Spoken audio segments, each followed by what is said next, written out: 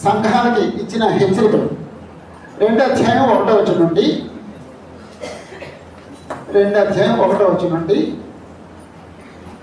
3వ అధ్యాయం 22వ వచనం వరకు 7 సంఘములకు ఇవ్వబడిన వర్తమానం.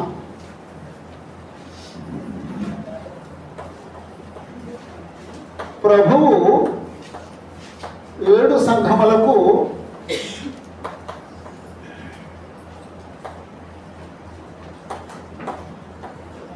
ఇచ్చిన వర్తమానం.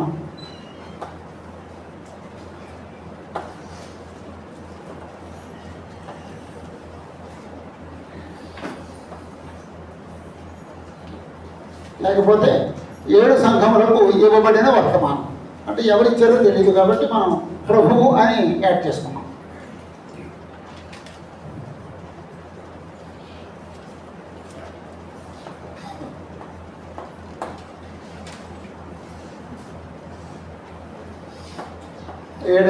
రెండో అధ్యాయం 1 నుంచి 7 వరకు. 2వ అధ్యాయం 1 నుంచి 7 వరకు.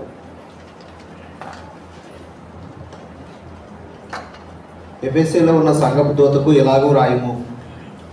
7 నక్షత్రములు తన కుడి చేత పట్టుకొని 7 దీపస్తంభముల మధ్య సంచరించేవాడు చెప్పు సంగతులేవనగా, నీ క్రియలను, నీ కష్టమును, నీ సహనమును నేను ఎరుగుదును. నీవు దుష్టులను సహింపలేవనియు, అపోస్తులు కాకయే తాము అపోస్తులమని చెప్పుకున్న వారిని పరీక్షించి వారు అబద్ధికులని నీవు కనుగొంటువనియు, నీవు సహనము కలిగి నా నామం నిమిత్తము భారము భరించి అలయలేదనియు నేను ఎరుగుదును. అయినను మొదట నీకుండిన ప్రేమను నీవు వదిలితువని నేను నీ మీద తప్పు ఒకటి మాపవలసి ఉన్నది. నీవు ఏ స్థితిలో నుండి పడితేవో అది జ్ఞాపకం చేసుకొని మారు మనసు పొంది ఆ మొదటి క్రియలను చేయుము. అట్లు చేసి నీవు మారు మనసు పొందితేనే సరి. లేని ఎడల నేను నీ యొద్దకు వచ్చి నీ దీపస్తంభమును దాని చోట నుండి తీసివేతును. అయితే ఈ ఒకటి నీలో ఉన్నది, నికోలాయితుల క్రియలు నీవు ద్వేషించుచున్నావు, నేను కూడా వీటిని ద్వేషించుచున్నాను.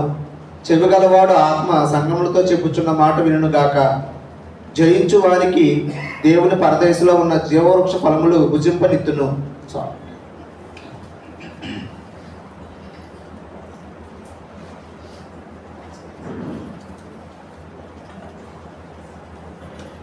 మరలా మీరు 4వ మ్యాప్ చూస్తే 4వ మ్యాప్లో పౌలు ప్రయాణాలు ఉంటాయి. ఆ మ్యాప్లో ఆసియా అనే మాట ఉంటుంది, అది చిన్న ఆసియా. ఎఫెసీ అనే పేరు ఉంటుంది, అది ఎఫెసీ పట్టణం. 4వ మ్యాప్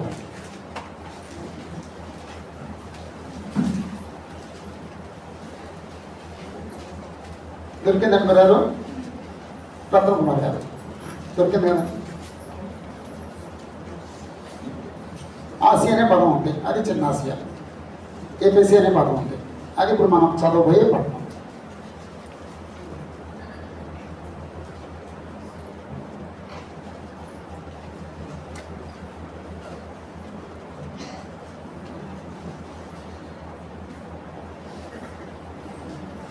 ఎఫెసీ పట్టణానికి సువార్త ఎప్పుడు వెళ్ళింది ఏమైనా ఐడియా ఉందండి?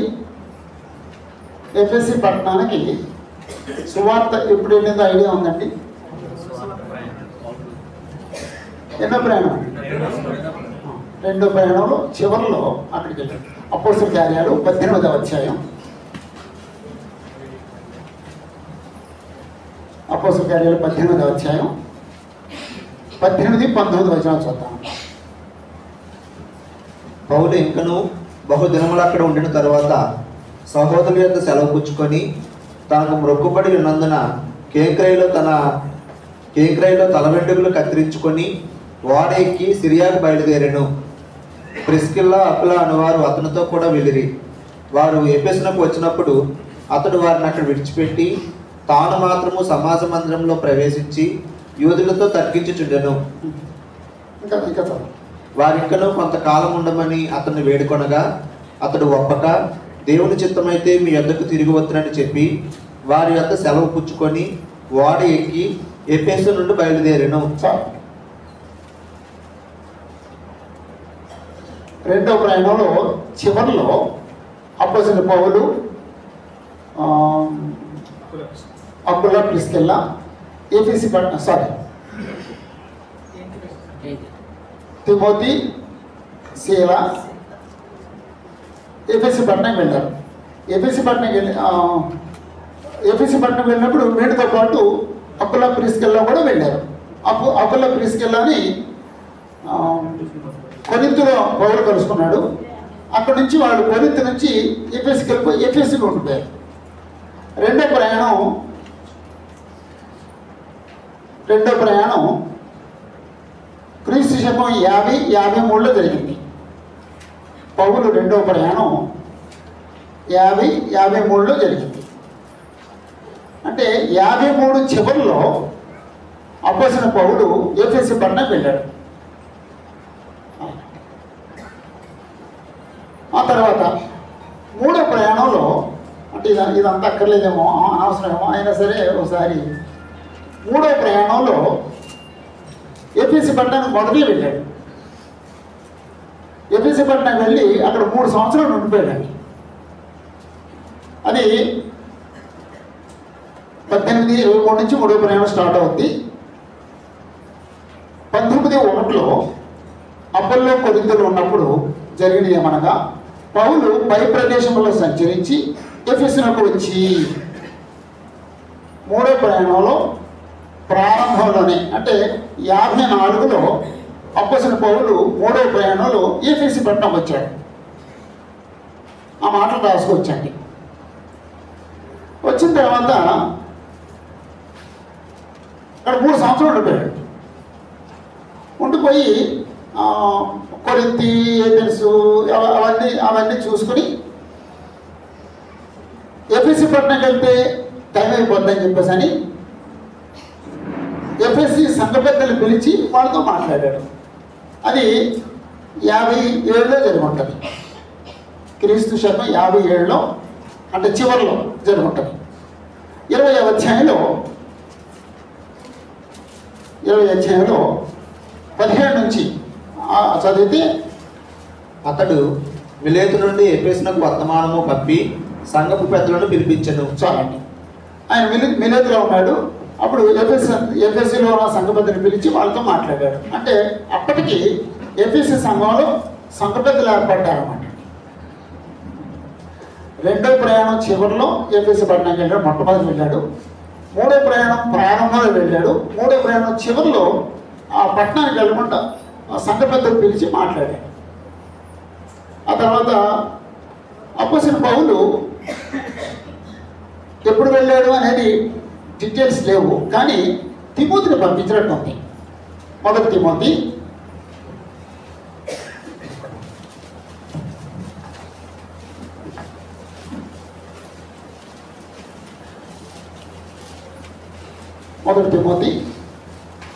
1వ అధ్యాయం 3-4 వచనాలు.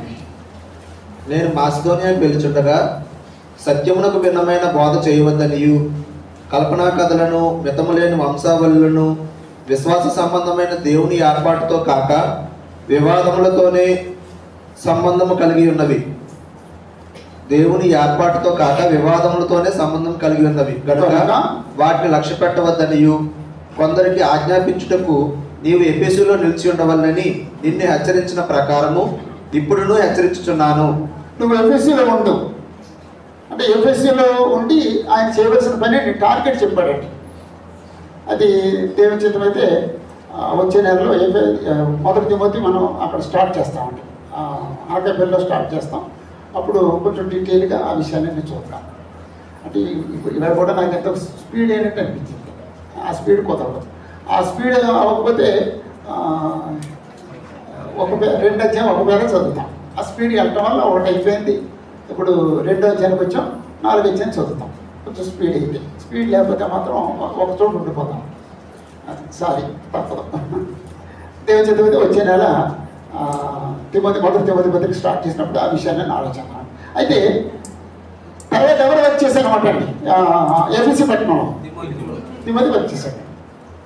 ఆ తర్వాత ఎవరు వర్క్ చేశారు మనకి బైబిల్లో రాయలేదు, కానీ యోహాను పనిచేశాడండి.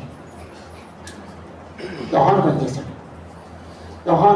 యోహానుకి యేసు ప్రభు తన తన ఆయన తల్లి బాధ్యతను అప్పగించారు. ఆమె చనిపోయిన తర్వాత ఈయన వెళ్ళాడట. అటు హిస్టరీలో ఉన్న సంగతి ఏంటంటే అమ్మ చనిపోయిన తర్వాత అంతవరకు ఎరుషలేము నుండి తల్లిని చూసుకున్నాడట. మరీ చనిపోయిన తర్వాత అప్పుడు ఆయన ఎఫ్ఎస్సి పట్టణంకి వెళ్ళాడట. ఎఫ్ఎస్సి పట్టణంకి వెళ్ళి ఆ ప్రాంతం అంతా తిరిగి సేవ చేశాడు. ఎఫ్ఎస్సి పత్రిక చదివితే దానికంటే ముందు ఇంకొక సంగతి చెప్పాలి. పౌలు మూడో ప్రయాణం అయిపోయిన తర్వాత రోమాచరికి వెళ్ళాడు. రోమాచరికి వెళ్ళి ఎఫ్ఎస్సీలకు ఉత్తరం రాశాడు కదా. ఎఫ్ఎస్సీ వాళ్ళకి ఉత్తరం 62 ఆ ప్రాంతంలో ఉత్తరం రాశాడు. ఎఫ్ఎస్సీ 60-61 క్రీస్తు శకం 60-61లో రోమాచరం నుండి అపోస్తలుడైన పౌలు ఎఫెసీ సంఘానికి ఉత్తరం రాశాడు. ఎఫెసీ సంఘానికి ఉత్తరం రాసినప్పుడు ఇక్కడ ప్రాబ్లమ్స్ ఏమైనా కనపడ్డాయండి. ఎఫెసీ సంఘంలో కొరింథీ చదివినప్పుడు కొరింథీ పట్టణంలో ప్రాబ్లమ్స్ కనపడతాయా? కనపడతాయి. ఎఫెసీ పట్టణంలో ప్రాబ్లం ఉన్నట్టు కనపడ్డాయా? ఏమీ లేవండి. ఒకటే ప్రాబ్లం, జనరల్ ప్రాబ్లం ఒకటి ఉందండి. అదేంటంటే మాలోళ్ళు మాదిగోళ్ళు అనే ప్రాబ్లం. అంటే యూదులు అని అలా, అది ప్రాబ్లం. మన ప్రాబ్లం కాదనుకుంటున్నాం, అది ప్రాబ్లం. యూదులు అన్యులు అనే ప్రాబ్లం ఉందండి. క్రీస్తులోకి వచ్చిన తర్వాత యూదుడా క్రైస్తవుడా? ఆయన క్రీస్తులోకి వచ్చిన తర్వాత అన్యుడా క్రైస్తవుడా? అలాగే క్రైస్తవ్యానికి వాళ్ళు యోధా క్రైస్తవులు, క్రైస్తవ్యానికి వాళ్ళు అన్యుల్లోకి వచ్చిన క్రైస్తవులని ఉంచారన్నమాట పదాన్ని. సరే, అంతకు మించి వాళ్ళకి ఏం ప్రాబ్లం లేదండి. జనరల్గా వాళ్ళు క్రైస్తవులు ఎలా బ్రతకారు వీళ్ళు రాశారు. అంటే 60-61 కూడా సమస్య ఏం లేదండి. ఆ తర్వాత యోహాను వచ్చాడు, అక్కడ సేవ చేశాడు. 95 ఆ ప్రాంతంలో వచ్చినప్పటికి ఏ ప్రాబ్లం కనపడిందండి? ప్రేమ తగ్గిపోయిందండి. మొదటి ప్రేమ లేదటండి. అందుకు నేను ఈ విషయం చెప్తానండి. దేవుడు చదివితే అక్కడ ఆ చార్జెస్ చెప్తానండి. అంటే అక్కడ అవసరం, ఇక్కడేమో అవధం. ఈ పేర చదవాలి కాబట్టి ఇక్కడ చార్ట్ వేయట్లేదు. అంటే మీకు జనరల్గా వచ్చే నెల రాకపోయినా మీకు పర్లేదండి, ఎందుకంటే ఈ వచనాలు చెప్పేసాను కాబట్టి. రెండో ప్రయాణం ముగింపులో వెళ్ళాడు. మూడో ప్రయాణం ప్రారంభంలోనూ వెళ్ళాడు. మూడో ప్రయాణం ముగింపులో సంఘపెద్దతో మాట్లాడాడు. ఆ తర్వాత తిమోతిని పంపించాడు. ఆ తర్వాత ఆయన ఒక ఉత్తరం రాశాడు. అన్ని సమయాల్లోనూ పరిస్థితులన్నీ బాగున్నాయి. కానీ యోహాను ప్రకటనలో రాసే సమయానికి వాళ్ళ పెద్ద ప్రాబ్లం వచ్చిందండి. అదేంటంటే మొదటి ప్రేమను విడిచిపెట్టేశారు. ఆ ఎఫెసీ సంఘాన్ని గురించి ఇప్పుడు మనం చదువుదాం. ఎఫెసీ సంఘమునకు వర్తమానం.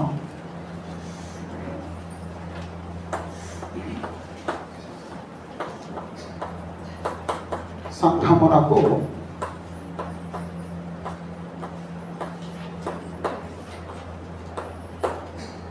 ఎఫెసీ సంఘానికి వర్తమానం. అప్పుడు మనం మొత్తంగా ఒక పేర చదివేశాం. దాన్ని కొంచెం ముక్కలు చేద్దామండి. దగ్గర వీలైతే ఒక 5 ముక్కలు చేద్దాం. ఆ ముక్కల్లో మళ్ళీ సబ్ పాయింట్ చూద్దాం. అంతే. దీనికంటే ముందు అక్కడున్న మాట ఏంటంటే, ఎఫెసీలో ఉన్న సంఘపు దూతకు ఎలాగో రాయము, ఎఫెసీలో ఉన్న సంఘపు దూతకు ఎలా రాయి అని చెప్పేసి యేసు ప్రభు చెప్పారు. అంటే ఇప్పుడు దూత అంటే ఎవరైనా ఉండొచ్చు. అక్కడ రెస్పాన్సిబుల్ పర్సన్ ఎవరో ఉంటారో ఆయన అవ్వచ్చు. అంటే ఒక సువార్తుడు అవ్వచ్చు, లేకపోతే బోధకుడు అవ్వచ్చు, బాధ్యత కలిగిన వ్యక్తి అవ్వచ్చు, లేకపోతే ఎవరైనా సంఘ పెద్ద అవ్వచ్చు. అలాగే ఎవరో ఒక వ్యక్తి. సంఘం అంటే సంఘం బాధ్యత తీసుకుంటే ఒక మనిషి కావాలి కదండి. ఆయన ఎలాంటి అయి ఉండాలండి అంటే సామర్థ్యంగా ఉన్నాడు, ఎలాంటి అయి ఉండాలి, స్పిరిచువల్ మ్యాన్ అయి ఉండాలండి. అంతేనండి. స్పిరిచువల్ మ్యాన్కే సంఘాన్ని నడిపించే అధికారం ఉంది. శరీర సంబంధి సంఘాన్ని నడపకూడదండి. అది ఆశీర్వదించబడదు, అది వర్ధిల్లదు.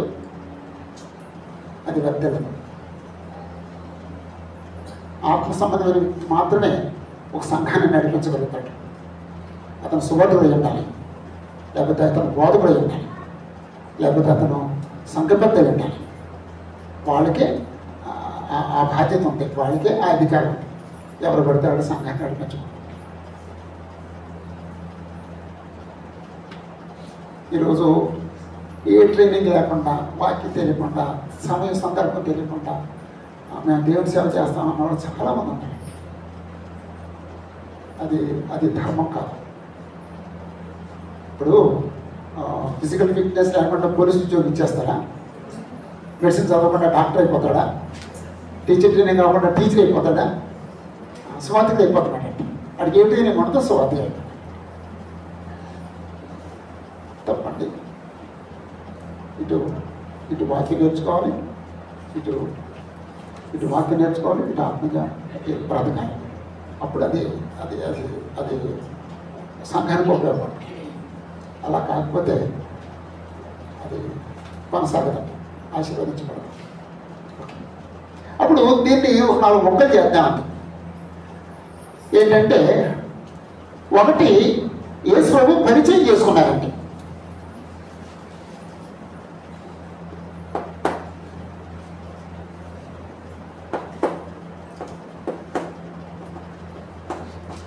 యేసు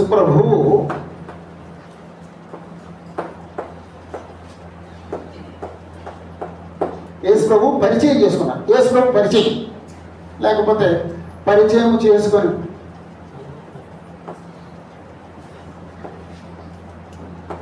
కొనేను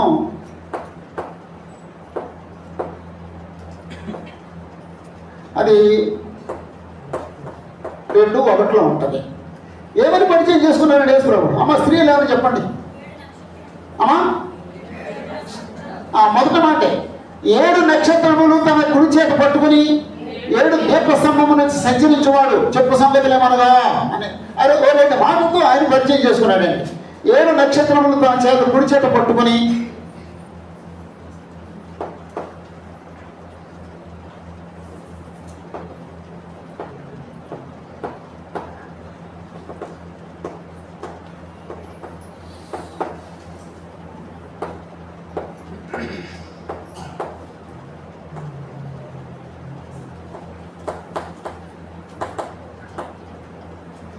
నక్షత్రాలను తన కుడి చేత పట్టుకుని 7 దీపస్తంభం మధ్య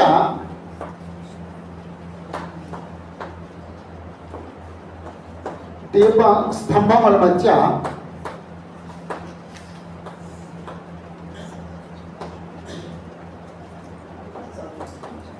సంచరించువాడు.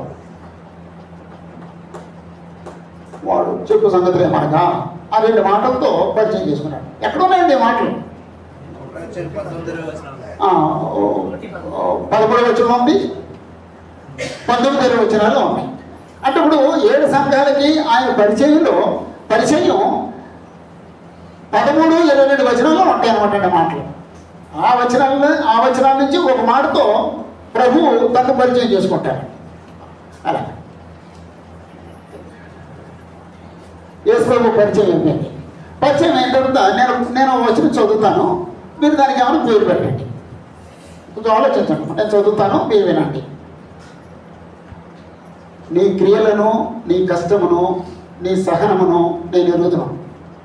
నీవు దుష్టులను సహింపలేవని అపోస్తులు కాకయే తాము అపోస్తులని చెప్పుకున్న వారిని పరీక్షించి వారు అబద్ధికులని నీవు కనుగొంటువని నీవు సహనము కలిగి నా నామము నిమిత్తము భారం భరించి అలయలేదని నేను ఎరుగుదును.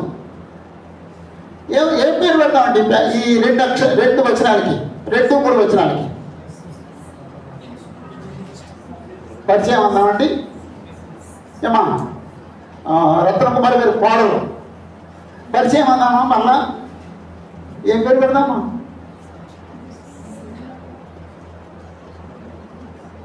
అక్కడ ఏమన్నా యేసుప్రభు తిట్టారా, కొట్టారా, అభినందించారా, ఏం చేశారమ్మా? అమ్మా అలా కాదు. యేసుప్రభు మాట్లాడుతున్నారు. యేసుప్రభు అంటున్నారు, నీ క్రియలను నేను ఎరుగుదును, నీ కష్టాన్ని నేను ఎరుగుదును, నీ సహనాన్ని నేను ఎరుగుదును, నీవు దుష్టులను సహింపలేవని నేను ఎరుగుదును. అపోసలు కాకయే తాము అపోసలు చెప్పుకుని వారిని పరీక్షించి వారు అబద్ధికులని నీవు కనుగొట్టువని నేను ఎరుగుదును. నీవు సహనం కలిగి నా నామము నిమిత్తం భారం భరించి అలా లేదని నేను ఎరుగుదును. ఎప్పుడు చెప్పాము? తిట్టారా, పొగడారా, అభినందించారా? ఏమన్నారు? అంటే అభినందించారు. అంతే, ఏమీ లేదు. అందుకే నేను ఒకటి చెప్తాను, నెలకోసారి చదువుతాం, మీరే పేర్లు పెట్టేస్తారు. అభినందనండి.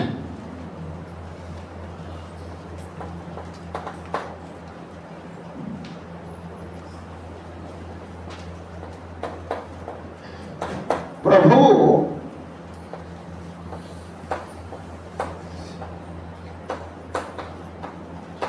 సంఘమును అభినందించుట అభినందించెను అంటే ఈ సెంటెన్స్ అని దక్కలేదు. అభినందన అని రాసినట్టు చాలు. ఇక్కడేమో పరిచయము అని రాశాను. అంటే నేను నోట్స్ కోసం ఆ మాట రాశాను. మీరు మీ బైబిల్ అయితే అభినందన అని రాసుకోండి. యేసుప్రభు అభినందించారు. 2-3 వచనాల్లో ఆ విషయం ఉంది. 2-3 వచనాలు. ఇప్పుడు ఒకప్పుడు మేము కూడా మా మాస్టర్ అడిగినప్పుడు చెప్పలేకపోయాం. అదే మీరు చెప్పలేరు. అయినా సరే ఆలోచించాలని నేను అలా ప్రశ్నిస్తాను. నా చిన్నతనంలో మా మాస్టర్ అడిగిందని నేను దేనికి సమాధానం చెప్పేయడం లేదండి. వద్దుండండి, సిన్సియర్గా చెప్తున్నా.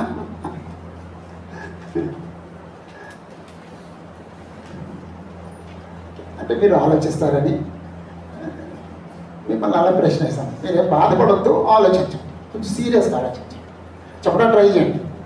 ఓకే, ఈ అభినందనలు రాద్దామండి. 1,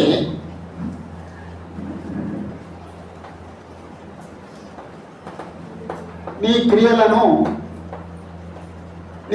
నేను ఎరుగుదును, నీ కష్టాన్ని నేను ఎరుగుదును,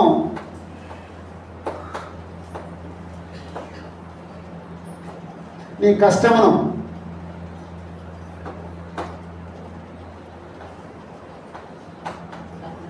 నీ సహనమును నేను ఎరుగుదును,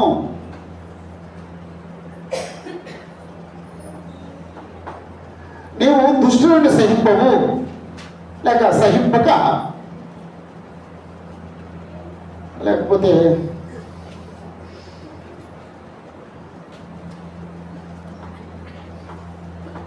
నీవు దుష్టులను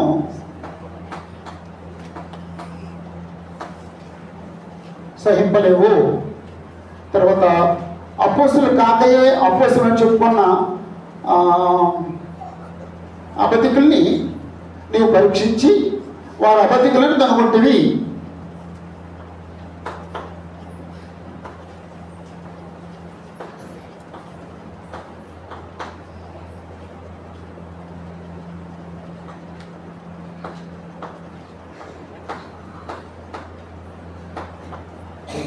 అంటే మీరు మొత్తం రాసుకోండి, నేను షార్ట్ చేసి రాశానండి.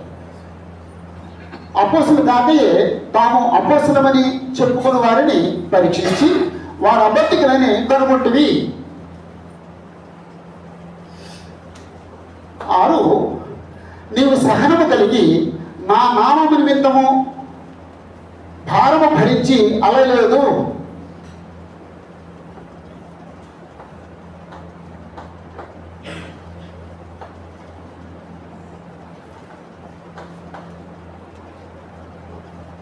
నా నామము నిమిత్తము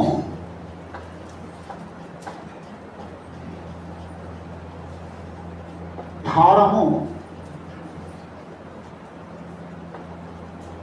భరించి అలయలేదు. ఇవన్నీ అభినందనతో కూడిన మాటల తిట్ల అభినందనతో కూడిన మాట్లాడి నీ క్రియలు నేను ఎరుగును అంటే అవి విశ్వాసంతో కూడిన క్రియలు.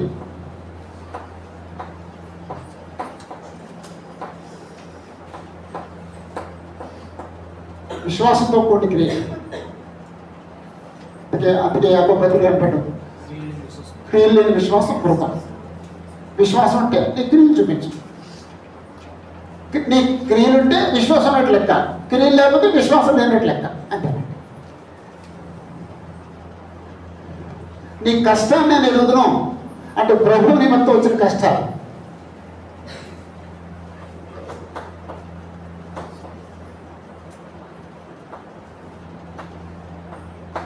లేకపోతే సువార్త నిమిత్తం వచ్చిన కష్టాలు. నీ సహనాన్ని నేను ఎదుగుదును అంటే నువ్వు శ్రమలు సహించావు.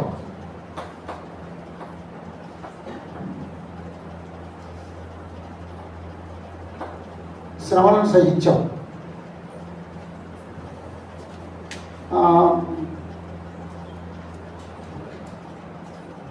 దుష్టుల్ని సహించలేవు. చెడును సహించలేవు. చెడ్డవారిని సహించలేవు. అబద్ధికులను కనుగొన్నారు.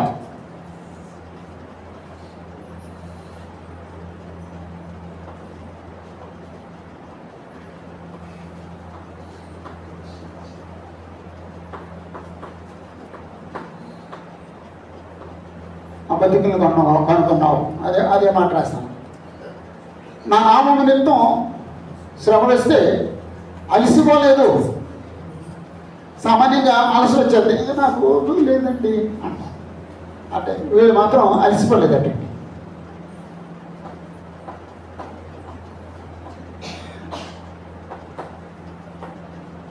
అలాగే అంటే సామాన్యంగా ఆలోచిస్తే వాళ్ళు విశ్వాసం ఉంది, విశ్వాసం తగిన క్రియలు ఉన్నాయి.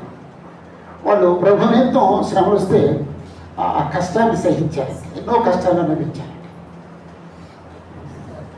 యేసు ప్రభు నిమిత్తం శ్రమలు వస్తే వాటిని సహించారు. చెడ్డవాళ్ళు వస్తే ఆ చెడ్డవాళ్ళని పరీక్షించి వీళ్ళు దుష్టులు అని గ్రహించారు. అబద్ధికుల్ని కనుగొన్నారు.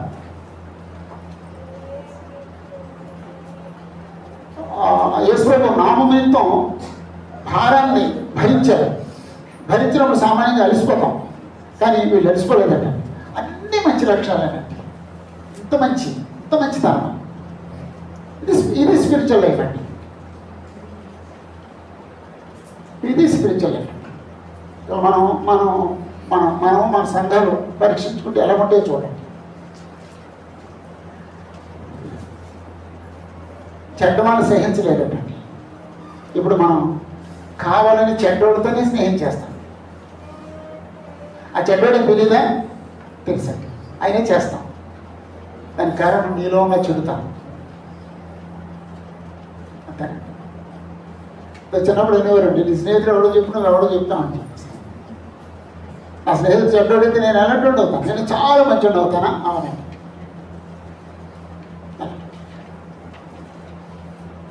నేను ఒకప్పుడు నా చిన్నతనంలో బాగా చెడ్డోడితో స్నేహం చేసేవాడిని. క్రిస్తన్లోకి వచ్చిన తర్వాత కూడా తాగుబోతులతో సహవాసం చేశానండి. ఒకసారి బెంగళూరులో జాకబ్ గారు నన్ను కొరింథీ పత్రిక చెప్పరా జాషువా అని చెప్పేసి. ఇప్పుడు కొరింథీ పత్రిక చెప్పాను నేను. 5వ అధ్యాయం చదివిన తర్వాత అప్పుడు నాకు గుర్తు వచ్చిందండి. క్రీస్తు సంఘం నుండి చెడ్డోడు ఉంటే వారితో స్నేహం చేయొద్దు. చెప్పతో నా జీవితం మారిపోయింది. మొదటి కొరింథీ 5వ అధ్యాయం 11వ వచనం. మొదటి కొరింథీ 5వ అధ్యాయం 11వ వచనం. ఇప్పుడైతే సహోదరుడు అనబడిన వాడు ఎవడైనను జారుడు గాని, లోబు గాని, విగ్రహారాధకుడు గాని, తిట్టుపోతు గాని, త్రాగుబోతు గాని, దోచుకున్నవాడు గాని అయ్యున్న ఎడల అట్టి వాడితో సాంగత్యం చేయకూడదు, భుజింపను కూడదని మీకు రాయుచున్నాను. చాలు. ఆ వాక్యం నాకు బుద్ధి చెప్పిందండి. అప్పుడు ఆ రోజు నిర్ణయించుకున్నాను, మళ్ళా ఇంకా ఎవరితోనూ సాహసం. పాత స్నేహాన్ని బట్టి గుడ్ మార్నింగ్, బాగున్నారండి, ఎలా ఉన్నారు అంతవరకునే తప్ప వాళ్ళతో కలిసి పోయించలేదు. ఈరోజు నాకు ఆశ్చర్యం కనబడతాడు. వాడు చెడ్డోడని తెలుసు కూడా, వాడు దుర్మార్గుడని తెలుసు కూడా, తన అపేక్షలని తెలుసు కూడా. సహవాసం కలిసి చెడు సంగతులు మాట్లాడుకుంటాం. ఇద్దరు వ్యక్తులు కలిసి ఓ చెడ్డ సంగతులు మాట్లాడుకున్నారంటే వాళ్ళు మంచోళ్ళు చెడ్డోళ్ళ. ఒక మనిషితో కలిసి చెడు సంగతులు మాట్లాడితే మన క్యారెక్టర్ చెడ్డదనమాట. మంచోడైతే బ్రదర్ మాట్లాడకండి, తట్టుకోలేకపోతున్నాయి అంటాడు. ఆత్మ సంబంధించి ఏదో లేక మామూలుగా ప్రవర్తిస్తున్నాం అంతే, మామూలుగా బ్రతుకుతున్నాం అంతే. యేసు ప్రభు మనుషులు అభినందించింది కదండి. వాళ్ళు కాఫీ ఇచ్చారని వాళ్ళు అభినందిస్తామా? చాలా మంచివాడు, కాఫీ ఇస్తే చాలు. అక్కడ అభినందించింది ఎవరమ్మా? యేసు ప్రభు. ఆయన కాఫీలో పడ్డావు, మనం పెట్టే భోజనానికి పడ్డాయినా వాస్తవం కావాలని యేసు ప్రభు అభినందించారు. ఇప్పుడు ఇంకొక అంటే రెండు మాటలు, మూడో మాటకి వెళ్దామండి. నేను వచ్చిన చదువుతాను, మీరు చెప్పండి. అయినను మొదట నీకుండిన ప్రేమను నీవు వదులుతామని నేను నీ మీద తప్పు ఒకటి మోపవలసినది. అయినను అంటే నీలో ఎన్ని మంచి లక్షణాలు ఉన్నా సరే, మొదట నీకుండిన ప్రేమను నీవు వదులుతామని నేను నీ మీద తప్పు ఒకటి మోపవలసి ఉన్నది. ఏమన్నామండి? దీనికి ఏమి పేరు పెడతామండి? ప్రభువు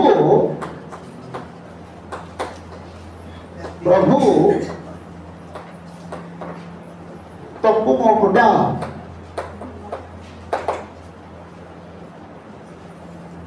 ప్రభువు తప్పు మోపుట. అప్పుడు మీరు హెడ్డింగ్ పెట్టుకున్నప్పుడు ప్రభు అక్కర్లేదు, బైబిల్లో రాసుకోవాలంటే తప్పు మోపుట అనొచ్చు అని బైబిల్లో రాసేసుకోవచ్చు.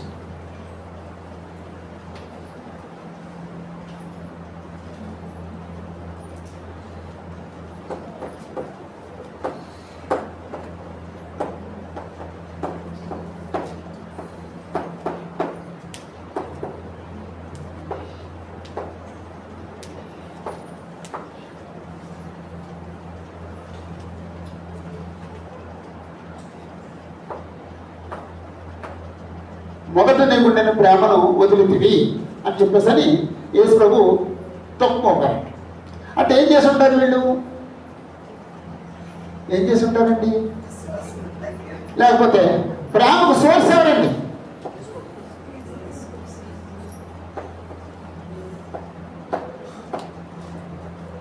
దేవుని ప్రేమే క్రీస్తులో ఉంది.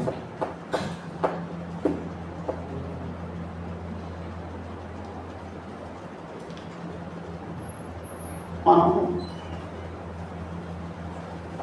దేవుడిని ప్రేమించాలి, యేసు ప్రభుని ప్రేమించాలి, సంఘాన్ని ప్రేమించాలి,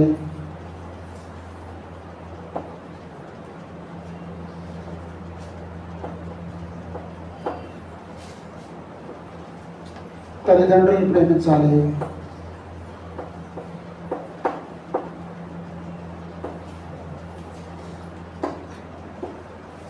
భార్యను ప్రేమించాలి, పిల్లలను ప్రేమించాలి,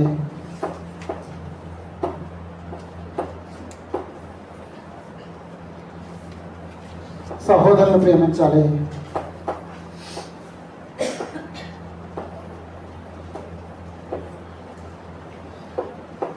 శత్రువులను ప్రేమించాలి,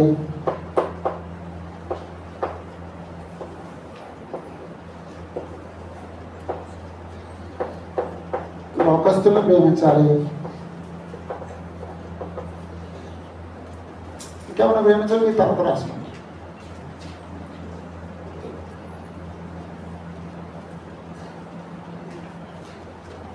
దేవుడిని ప్రేమించే విషయంలో ఏమైనా తగ్గిందా? యేసు ప్రభువుని ప్రేమించే విషయంలో ఏమైనా తగ్గిందా? సంఘాన్ని ప్రేమించే విషయంలో అంటే సంఘం అంటే అసలు క్రీస్తు సంఘం అంటే పిచ్చి ఎక్కుకోవాలంటే మనిషికి. దేవుడు అంటే పిచ్చి ఉండాలండి. యేసు ప్రభు అంటే పిచ్చి ప్రేమ ఉండాలండి. సామాన్యంగా ఆలోచించకూడదండి. యేసు ప్రభుకి తల్లిదండ్రులు అంటే పిచ్చి ప్రేమ ఉండాలండి, అభిమానం ఉండాలండి, గౌరవం ఉండాలండి, పూజ్యభావం ఉండాలండి. భార్య అంటే పిచ్చి ఉండాలండి.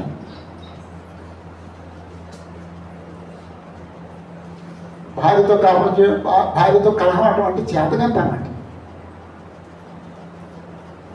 భార్యతో కలహం ఆడేవాడు చేతకనవాడు, అసమర్థుడండి.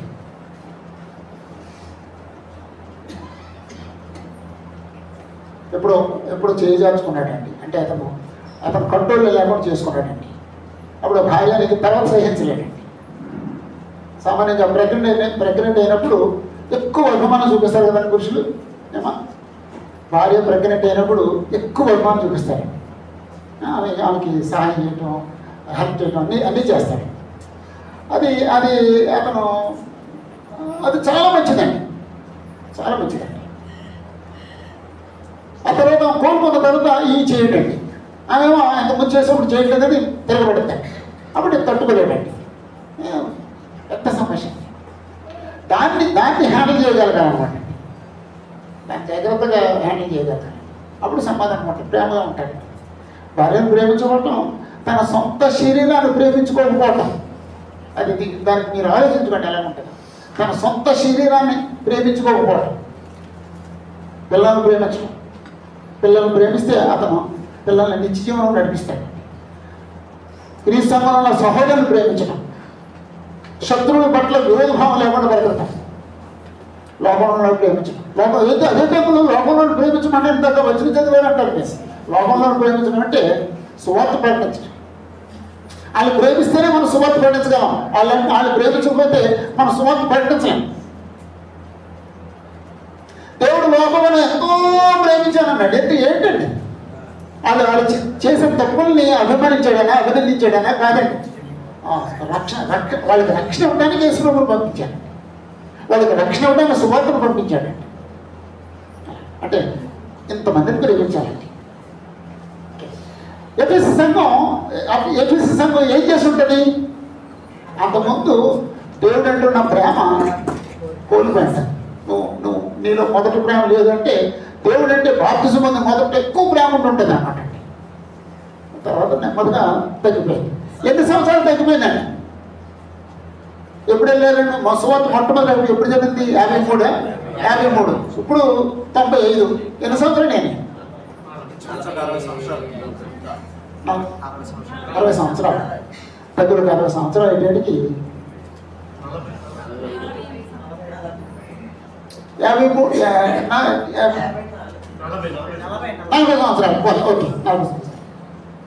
మా చిన్న అబ్బాయి అంటాడండి, డాడీ న్యాయపతి కాలంలో ఒక న్యాయపతి వచ్చి రక్షించిన తర్వాత 40 సంవత్సరాలకి వాడు మళ్ళీ పాడైపోయాడు డాడీ. అంటే 40-50 సంవత్సరాలు వచ్చినప్పుడు మనిషి అంటే సంఘాలు పాడైపోతాయేమో అంటున్నాడండి. న్యాయపతులు అదే కనపడతాయి కదండి. 40 years ఇచ్చినాడికి. రోమన్ కథలిక్ సంఘంలో సువార్త చేస్తారమ్మా? అవన్నీ నీకు తెలియదు. తెలుసమ్మా? నీకు తెలియదా? అది చెయ్యరా? నీకు తెలియదు. తెలిసిన వాళ్ళు ఎవరున్నారండి? ఓకే, నువ్వు అమ్మ పెద్దకొస్తా ఒక ఆశమ్మ అమ్మాయి మనకి. అమ్మ రోమన్ కథలిక్ సంఘంలో సువార్త ప్రకటన ఉంటుందమ్మా? థ్యాంక్ యూ అమ్మా, కూర్చోమ్మా. 100 వాటిలో ఏంటి ఆమెకి నిజంగా సువార్త ఉంటుందండి. మరి వాళ్ళు ఏం చేస్తారండి? మనుషులు రక్షించడానికి ఏం చేస్తారండి? గోధులు పంచి పెడతారు, పార్లమెంట్ పంచి పెడతారు, లేదా దుప్పట్లో ఇస్తారు, లేదా బట్టలు ఇస్తారు, స్కూల్లో సీట్ ఇస్తారు, హాస్పిటల్లో వైద్యం చేస్తారు. సువార్త లేదండి. లోతర్ మిషన్లో సువార్త ఉంటుందండి? ఎవరండి లోతర్ మిషన్? అందులో ఉండలేదండి. నాన్నగారు అడుగుతున్నాను ఇప్పుడు. ఉంటుందండి? ఉంటుందా? ఉంటుందన్నట్టు ఉండదండి. నేను లోతర్ మిషన్ చూస్తున్నాండి. ఉండదండి. సంఘ పెద్దగా ఉండదండి. ఉండదండి. క్రీస్తు సంఘంలో సువార్త ఉంటుందండి, ఉంటుందండి. ఇప్పుడు ఉన్నారండి, ఇప్పుడు ఉన్నారా తగ్గిపోయిందా? అదండి 40 సంవత్సరాలు ఇవ్వని అనమాట అండి. అమ్మా కరోనా రాకపోతే తగ్గిపోయింది. 2 వారాల క్రితం ఒకటి జరిగింది. ఎల్లానగర్లో అక్కడ సువార్త క్రిస్టియన్ ఏర్పడింది. అక్కడ వ్యతిరేకులు ఉన్నారు. రోమన్ క్యాథలిక్ వాళ్ళు కొట్టారు, రక్తం వచ్చారు. సువార్త వింటున్నారండి. అయితే మనందరం ఒకటి పోగొట్టుకున్నామండి. ప్రభువును గురించి మరొకరికి చెప్పే ఆజ్ఞని లేదా నియమాన్ని మనం మేరుతున్నామండి. నాకు ఎంత కలిగిందంటే, ఒకప్పుడు నేను 50 సంవత్సరాల నుంచి క్రీస్తామని ఉన్నాను, 55 సంవత్సరాల నుంచి క్రీస్తామని ఉన్నాను. ఒకప్పుడు బస్సులో కూర్చుని ఒక పెద్దడితో మాట్లాడుతూ సువార్త పట్టించామండి. ట్రైన్లో కూర్చుని ఒక వ్యక్తితో మాట్లాడుతూ సువార్త పట్టించామండి.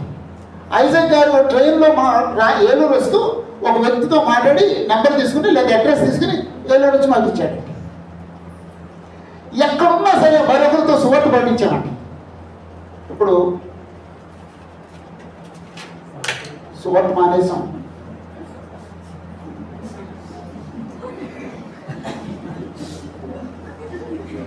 ఇది మొదలెట్టాం. సువార్త మానేసామండి. సువార్తికుడు కూడా ఫోన్తోనే పడుతున్నాడు తప్ప ఎప్పటికీ సువార్త పడించట్లేదండి. ఇప్పుడు మనం ఎలా తయారైపోయామండి? క్రీస్తు సంఘంలో ఉన్నామా, రోమన్ కథలికలో తయారైపోయామా? ఆ ప్రమాదం ఉన్న జాగ్రత్త. ఒకప్పుడు దేవుడు ప్రేమగా ఉన్నారు, ఇప్పుడు తగ్గిపోయిందండి. ఒకప్పుడు క్రీస్తు సంఘం అంటే ప్రేమ. బాప్తిజం మొదట్లో మీరు ఎలా ఉన్నా చెప్పండి, ఎవరికాడే చెప్పండి. ఆదివారం ప్రార్థన మానేసేవారా? ఉదయం క్లాస్ మానేసేవారా? సభలను దర్శించడం మానేసేవారా? బైబిల్ చదవడం మానేసేవారా? ఏం మానేశారండి? ఇప్పుడు ఆదివారం ఆరాధన మానేసిన రోజులు ఎన్నో ఉన్నాయండి. నాకు మీకు ఎన్నో ఉన్నాయండి. ఉదయం క్లాసు మానేసిన రోజులు ఎన్నో ఉన్నాయండి. సభలను దర్శించడం మానేసి ఎన్నో సంఘటనలు ఉన్నాయండి. అది ప్రేమ ఉండటమా, ప్రేమ తగ్గిపోవడమా? అదే జరుగుతుందండి. మొదటి కొన్న ప్రేమ లేదు. ఇప్పుడు అసలు నేను ఒక తప్పు అవుతున్నాను. ఎన్ని మంచులు ఉన్నా సరే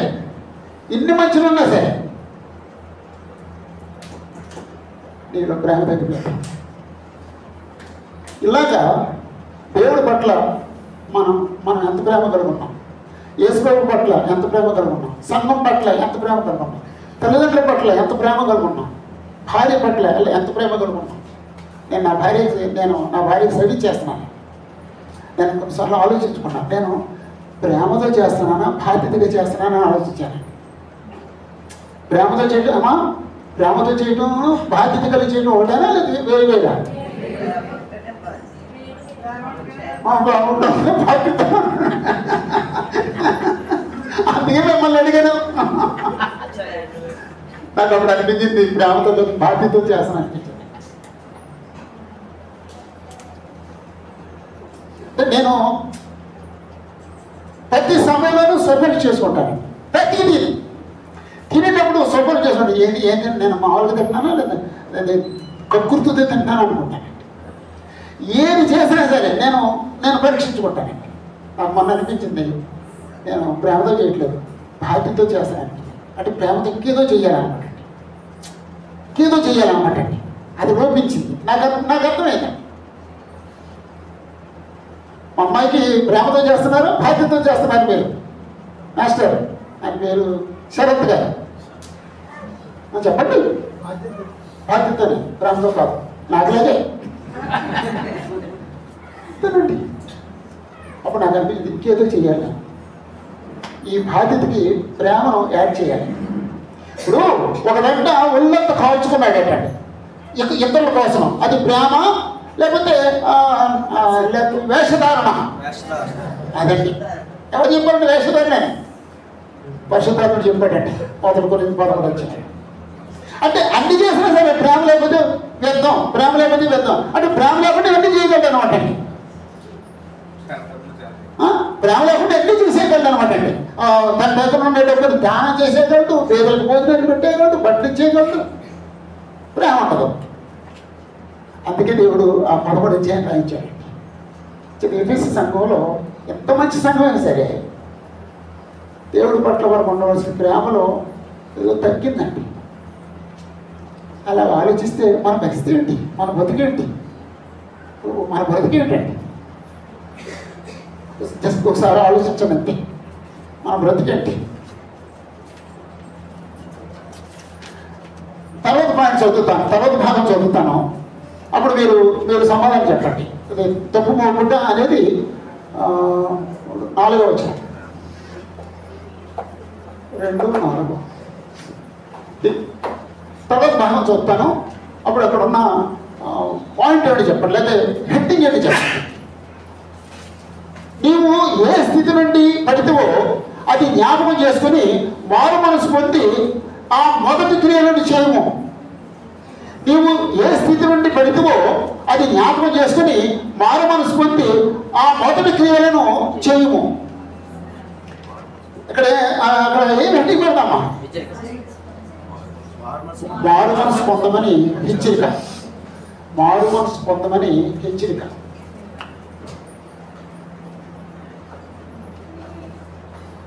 ప్రభువు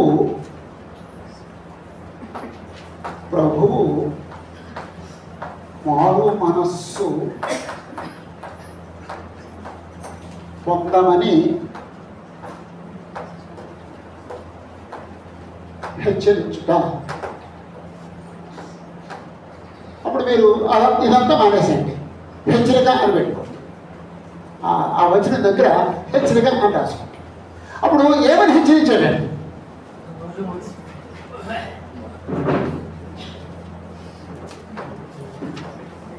నీవు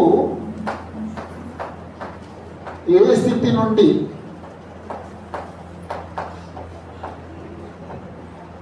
పడితివో, అంటే పడితివంటే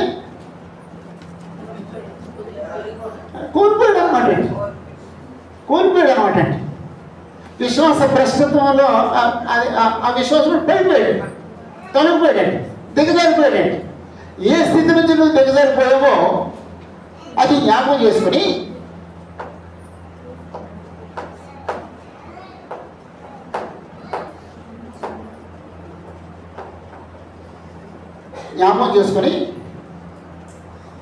మారు మనసు పొంది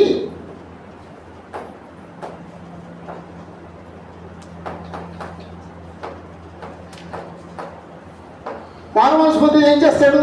ఆ మొదటి క్రియలు చేస్తాడు. ఆ మొదటి క్రియలు చేయము.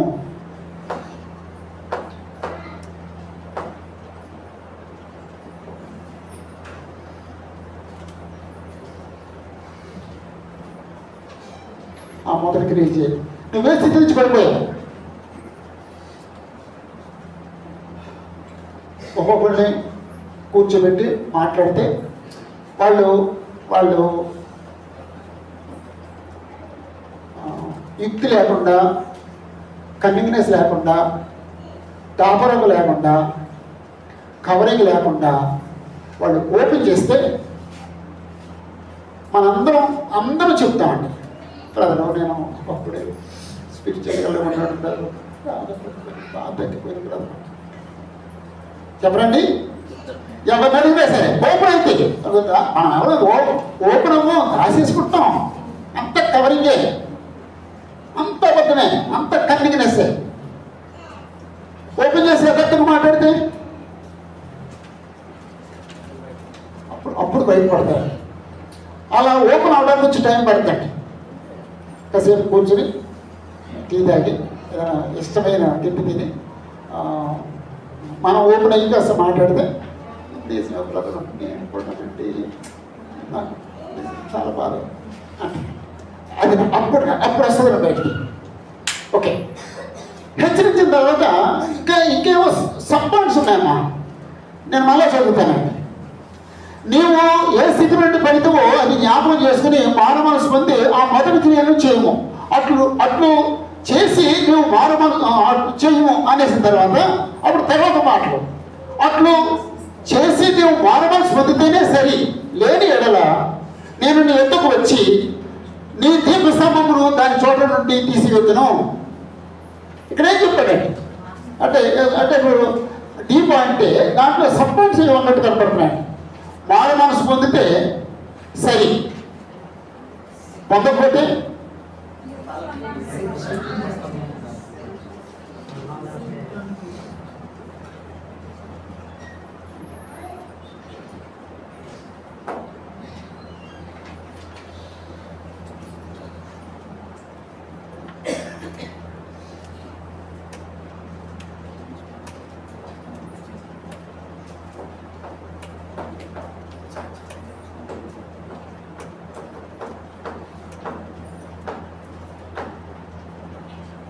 నువ్వు మారు మనసు పొందితే సమస్య లేదండి. అప్పుడు ఎలా ఉంటుందండి మారు మనసు పొందితే? అంటే నువ్వు మొదట ఏ పరిస్థితుల్లో ఉన్నావో ఆ పరిస్థితులన్నీ కొనసాగుతాయి. ఇంకేం ఇబ్బందులు ఏమంటావు?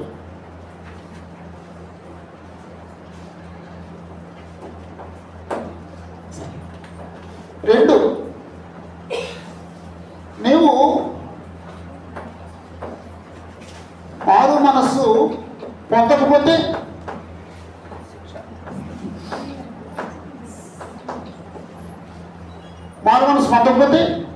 నేను వచ్చి నీ దీపస్తంభమును దాని చోట నుండి తీసివేతును. నేను వచ్చి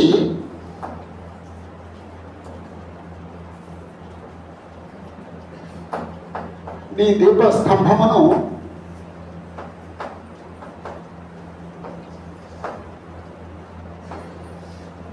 దాని చోటు నుండి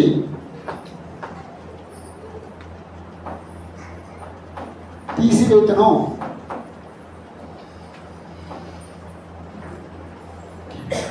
నువ్వు మారు మనసు పొందితే ఓకే, నేను నువ్వు మామూలుగా పోతుందో నేను నిన్ను మామూలుగా చూస్తాను, మన సంబంధం మామూలుగా ఉంటుంది.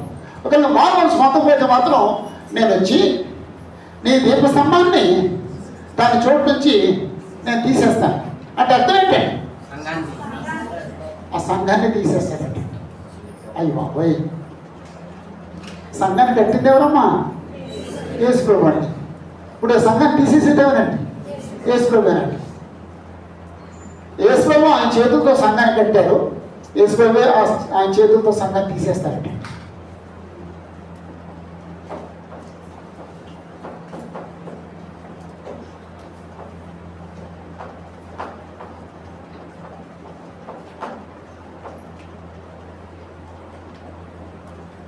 అంతకంటే భయంకరమైన మాట ఏముంటుందండి? అంతకంటే భయంకరమైన మాట ఏముంటుందండి?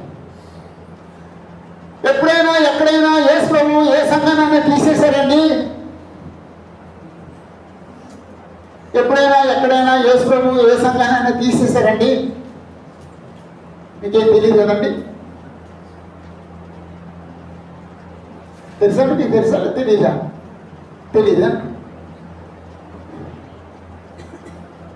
నేను చెప్పను.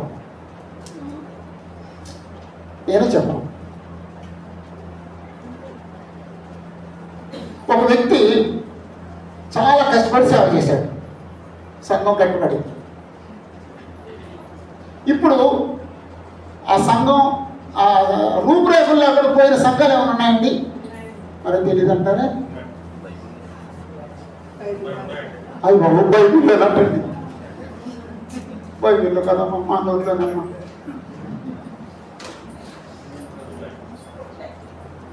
ఒకప్పుడు ఉండి ఒక సంఘం ఉండి ఇప్పుడు ఆ బిల్డింగ్ కానీ, ఆ స్థలం కానీ, ఆ బోర్డు కానీ, ఆ వ్యక్తులు కానీ ఎవ్వరూ లేని సంఘాలు ఏమైనా ఉన్నాయండి?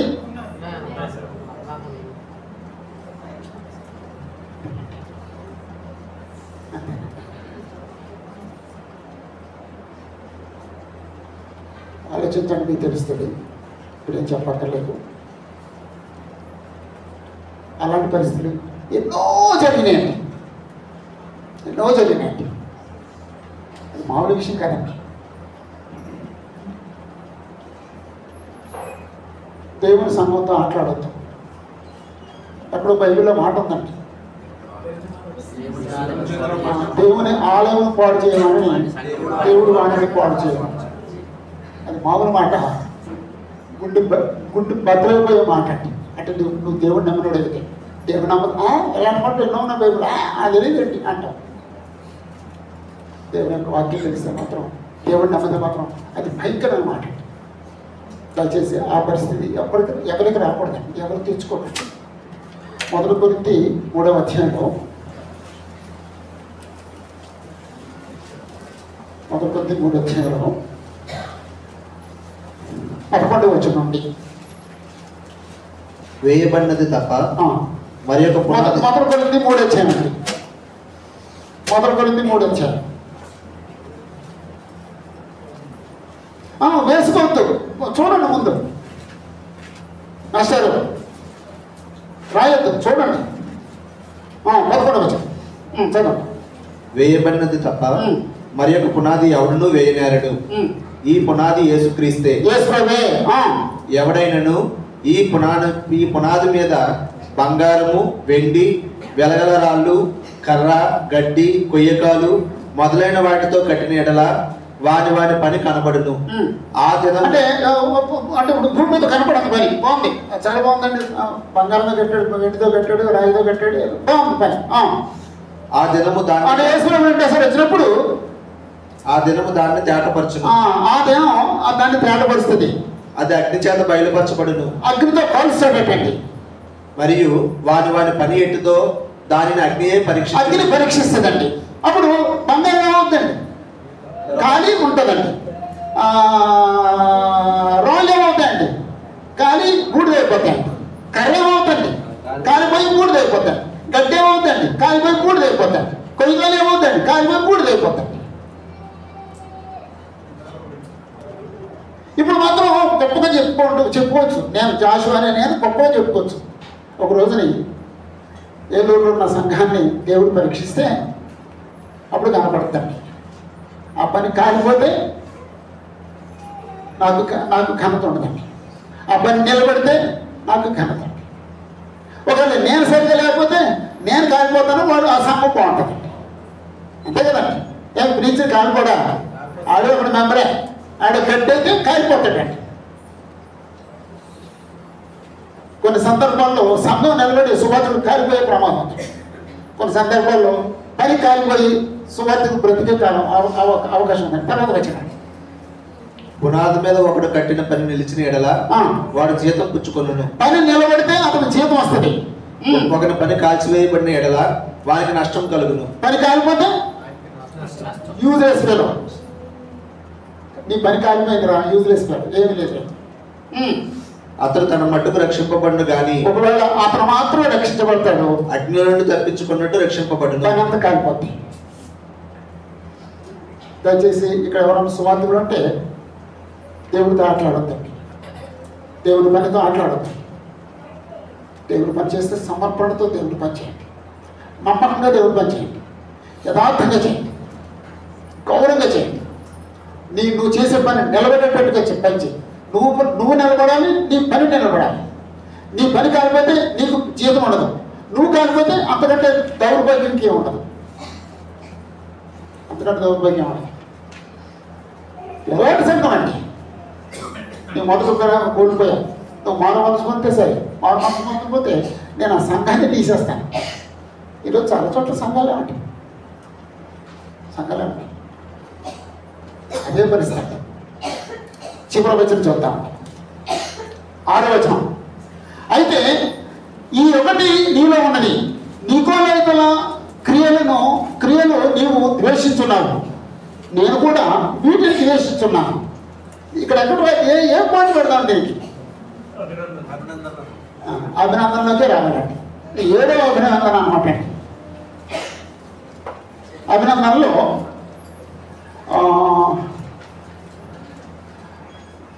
నీకోలాయితుల నీకోలాయితుల క్రియలు నీవు ద్వేషించున్నావు, నేను కూడా ద్వేషిస్తున్నాను.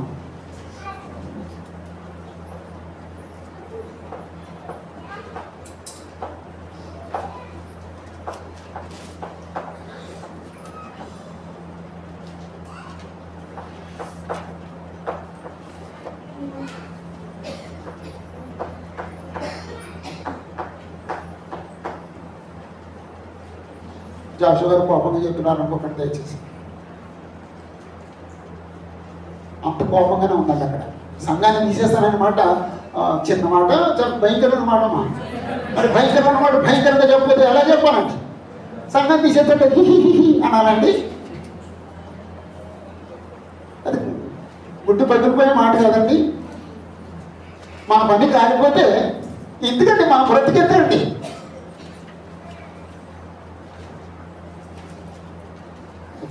అంచేత అభినందనలోకి వచ్చేసింది. చివరిలో మళ్ళీ ఇంకోటి యాడ్ చేశారు, ఏడో పాయింట్ యాడ్ చేశారు. ఆఖరి ముగించేస్తానండి. 7వ వచనం. చెవి గలవాడు ఆత్మ సంఘములతో చెప్పుచున్న మాట వినును గాక. అందరికీ చెవులు ఉన్నాయి, చెవులు లేనాడు ఎవడు? చెవులు గలవాడు అనే మాట ఎందుకన్నాడంటే వినే చెవులు, వినే చెవులు, గ్రహించే మనసు. చెవులు ఉన్నాయి, మన వాక్యం మనం ఉపయోగం ఏంటి?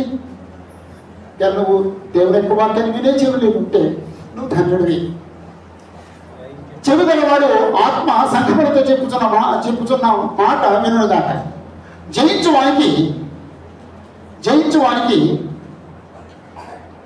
దేవుని పరమేశ్వరులో ఉన్న జీవవృక్ష ఫలములు భుజింపనెత్తును. జయించువానికి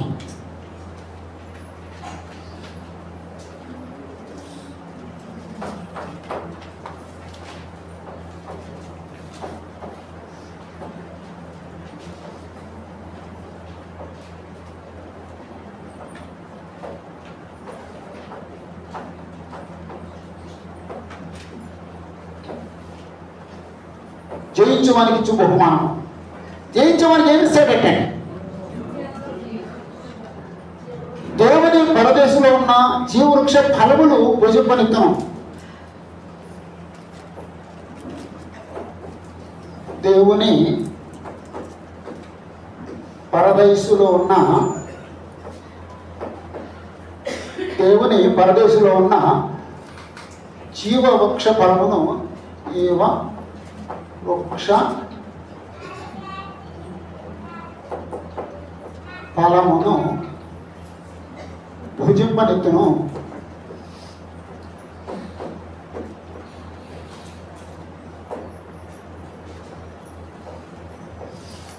జయిస్తే జీవవృక్ష ఫలం, జయిస్తే జీవవృక్ష ఫలం. ఓడిపోతే జీవవృక్ష ఫలం ఉండదు. ఓకే, చిన్న ఉదాహరణ. ఎవరైనా ఒక వ్యక్తి వచ్చాడు, ఏమండి చిన్న అబద్ధం, పెద్ద అబద్ధం కాదు, చిన్న అబద్ధం. ఈ అబద్ధం దాన్ని ఆడితే మనకెంత కలిసి వస్తుందని అని ఎవరో చెప్పారు. అలా ఏమండి మనకెంత 1,00,000 కలిసి వస్తే చిన్నవాడి దేవుడి తర్వాత దేవుడిని క్షమాపణ కోరుకుందాం అని చెప్పేసి నేనే అబద్ధం ఆడాను. నేను జయించానా ఓడిపోయానా? అప్పుడు జీవవృక్ష ఫలం ఉంటుందండి. అతను వచ్చి నన్ను ఇలాగా అన్నాడు, అయ్యా ఆ విషయం నేను చచ్చిపోయాను, నేను అబద్ధం అన్నా, నాకు అక్కర్లేదు. నేను జయించాను ఓడిపోయానండి.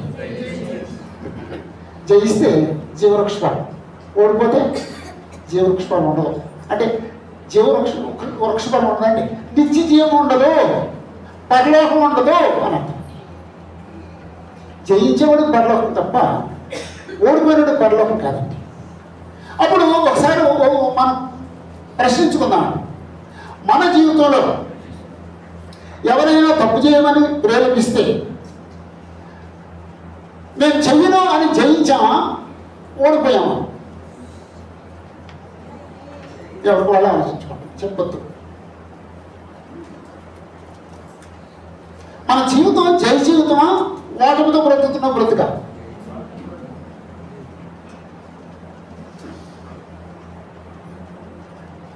ఒక యుద్ధం జరిగింది, ఒక రాజు ఇంకో రాజు చేతిలో ఓడిపోయాడు. ఎంత అవమానం వాడికి.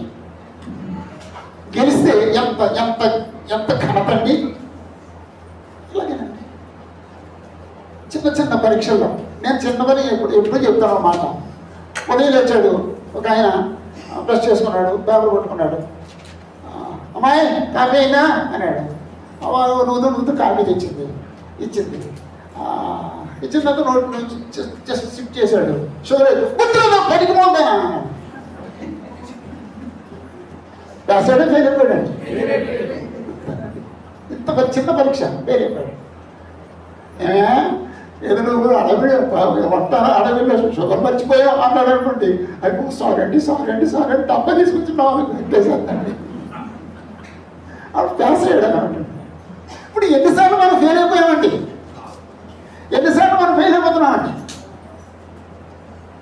ఇప్పుడు జై జీవితం గురించి అసలు ఏమన్నా ఆలోచిస్తున్నామా, లేకపోతే అన్నీ విడిచిపెట్టేసి గాలి కొట్టిపోతున్నామా? జయించేవానికి ఓడిపోయినాడికి. ఇది ఎఫెసీలో ఉన్న క్రీస్తు యొక్క సంఘానికి యేసు ప్రభు ఇచ్చిన హెచ్చరిక. దీంట్లో ఆయన పరిచయం చేసుకున్నారు, ఆయన అభినందించారు, ఆయన తప్పు ఒప్పారు. ఈ తప్పు దిద్దుకోమని మారు మనసు పొందమని హెచ్చరించారు. మారు మనసు పొందితే వెరీ గుడ్ అన్నారు. మారు మనసు పొందకపోతే ఆ సంఘాన్ని తీసేస్తాను నేను అన్నాను. భయంకరమైన మాట అంటే ఈ సంఘాన్ని తీసేయడం. ఏ చేతులతో ఆయన కట్టారో ఆ చేతులతో తీసేయడం అంటే ఆ చివర నువ్వు జయిస్తే నీకు బహుమానిస్తాను, నిత్యజీవన బహుమానిస్తాను. నిత్యజీవం అంటే జీవవృక్షాలను ఇస్తాను. యాక్చువల్గా పరలోకంలో జీవవృక్షం ఉండదు, అది అలంకారిక భాష, అలంకారిక పదం అంటే అక్కడ వృక్షాలు ఉంటాయా, నీళ్ళు ఉంటాయా, అదే అలంకారం. జీవజాలాలు అలంకారం అంటే నిత్యజీవాన్ని జీవజాలాలు అన్నాడు. జీవవృక్షం అలంకారం అంటే అక్షరాల వృక్షాలు అక్కడ ఉండవు, అక్కడ ఆహారం ఉండదు, మనకు తిండి ఉండదు, తినక్కర్లేదు. దేవుడికి ఎలాగైతే తింటక్కర్లేదు మనకి తింటక్కర్లేదు, యేసుప్రభుకి ఎలాగైతే ఆహారం అక్కర్లేదు మనకి ఆహారం అక్కర్లేదు. ఇది అంటే అలంకారిక రీతిలో చెప్పిన మాటలండి. జీవవృక్ష ఫలం అంటే నిత్య జీవాన్ని ఇస్తాను అన్నాడు. ఓకే, వ్యక్తిగతంగా మనం ఎలా బతుకుతున్నామో ఎవరికి వాళ్ళు ఆలోచించాలి. సంఘంగా మన స్థానిక సంఘాలు ఎలా ఉన్నాయో ఆలోచించాలి. దేవుడు ఈరోజు మనకి ఇచ్చాడంటే మారు మనసు అందరికి ఇచ్చాడు. మారు మనసు పొందుదాం, మార్చుకుందాం, ఆయన కోరుకున్నట్టుగా బ్రతుకుదాం, ఆయన కోరుకున్నట్టుగా క్రీస్తు యొక్క సంఘాన్ని కడదాం. అంతేనండి. మనం మీకు ఓపిక పర్లేదంటే 4 అధ్యాయం చదువుదాం, లేకపోతే ఆపేద్దాం. అంటే 4 అధ్యాయం కొంచెం ఫ్రెష్గా ఆలోచించవలసిన అధ్యాయం అంటే యెహోవా దేవుని దర్శనం అంటే 4 అధ్యాయం అంటే మామూలు అధ్యాయం కాదు. నాకు అనిపిస్తుంది, వద్దు అనిపిస్తుంది. అమ్మా ఆపేద్దాం. ఎందుకంటే ఈ స్పిరిట్తో ఉన్నప్పుడు ఇంకా మనం అది కష్టపడి ఎక్కడం. యెహోవా దర్శనం చూస్తాం, దేవుని చేతులతో వచ్చే నెల అది ఆలోచన. చాలా ఓపికగా వాక్యం అన్నందుకు మిమ్మల్ని అందరినీ మనస్ఫూర్తిగా అభినందిస్తున్నాను. అంటే కొంచెం అంటే యాక్చువల్గా ఈ ప్రకటన అంటే సీరియస్ బుక్ అండి. ఇది మామూలు పుస్తకం కాదు, చాలా సీరియస్గా ఆలోచించాలి. ఇది లాస్ట్ వార్నింగ్ అండి, ఇంక తర్వాత వార్నింగ్స్ ఏం లేవండి. అంతే లాస్ట్ వార్నింగ్ అండి, అంతే లాస్ట్ వార్నింగ్లోనే చదువుతాం. ఏమన్నా మార్చుకోవాల్సి ఉంటే వెంటనే మార్చుకుందాం, డిలే చేయొద్దు, పోస్ట్ పోన్మెంట్ లేదు, పోస్ట్ పోన్ చేయొద్దు, వెంటనే మార్చుకుందాం అందరూ.